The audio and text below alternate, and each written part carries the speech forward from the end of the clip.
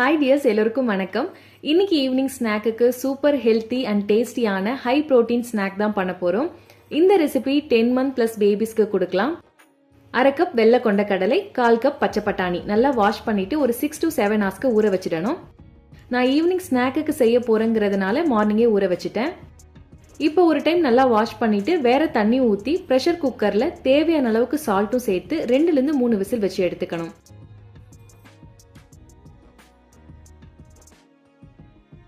One சுண்டல் நல்லா ஆறுனதுக்கு அப்புறமா மிக்சி ஜாரில் டிரான்ஸ்ஃபர் பண்ணிட்டு இதோட கொஞ்சம் கொத்தமல்லி, வெங்காயம், 3 பல்லு பூண்டு, சீரகம் ஆட் பண்ணிட்டு நல்லா கிரைண்ட் பண்ணி எடுத்துக்கணும். தண்ணி எதுவும் எக்ஸ்ட்ராவா ஆட் பண்ண வேண்டியதில்லை, அப்படியே அரைச்சிடலாம். இப்போ இதை பவுல்ல மாத்திட்டு இதோட கொஞ்சம் மஞ்சள் தூள், மிளகாய் தூள், பெப்பர், 2 டேபிள் ஸ்பூன் துருவின கேரட், பட்டைத்தூள் சேர்த்து நல்லா மிக்ஸ் பண்ணிக்கணும். ஆல்ரெடி உப்பு சுண்டல் வேக வைக்கிறப்பயே ஆட் பண்ணதுனால நான் எக்ஸ்ட்ராவா சால்ட்டும் ஆட் பண்ணல.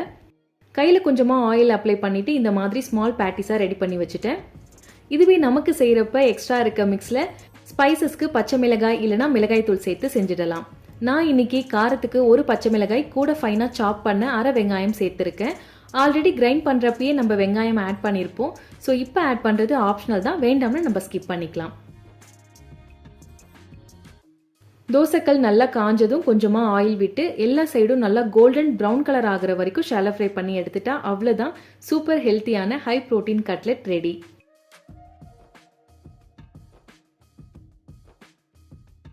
கட்லெட் பிளேஸ் பண்ணுறதுக்கு முன்னாடி தோசைக்கல் இல்லைனா பேன் யூஸ் பண்ணுறீங்கன்னா நல்லா சீசனிங் பண்ணிட்டு யூஸ் பண்ணிக்கோங்க, இல்லைனா பேனில் ஸ்டிக் ஆகிடும். இப்படியே சாப்பிட்டாலே டேஸ்ட் சூப்பராக இருக்கும். பட் இது கொஞ்சம் ட்ரையாக இருக்குங்கிறதுனால பேபிஸ்க்கு கொடுக்குறப்ப ஒரு டிப் வச்சு கொடுக்கலாம். 1/4 கப் தயிர் எடுத்திருக்கேன். இப்போ இதில் 1 டேபிள் ஸ்பூன் துருவின பீட்ரூட், சால்ட், கொஞ்சமாக பெப்பர் சேர்த்து நல்லா மிக்ஸ் பண்ணிட்டா ஹெல்த்தியான டிப் ரெடி. இதில் துருவின பீட்ரூட்க்கு பதிலாக பீட்ரூட் வேக வச்சு அதுக்கப்புறமா நல்லா மேஷ் பண்ணிட்டு கூட ஆட் பண்ணிக்கலாம். இந்த ஸ்நாக்ல அதிகமாக protein, fibre, iron, calcium, vitamin C, vitamin A, vitamin கேலாம் இருக்கு. ஸோ குழந்தைங்களோட ஹெல்த்தி வெயிட் கெயினுக்கு மட்டும் இல்லாமல் ஓவரால் க்ரோத் அண்ட் டெவலப்மெண்ட்க்கு ரொம்பவே ஹெல்ப் பண்ணும். கண்டிப்பாக இந்த ரெசிபி ட்ரை பண்ணி பாருங்க. That's it. தேங்க்ஸ் ஃபார் வாட்சிங். Bye bye.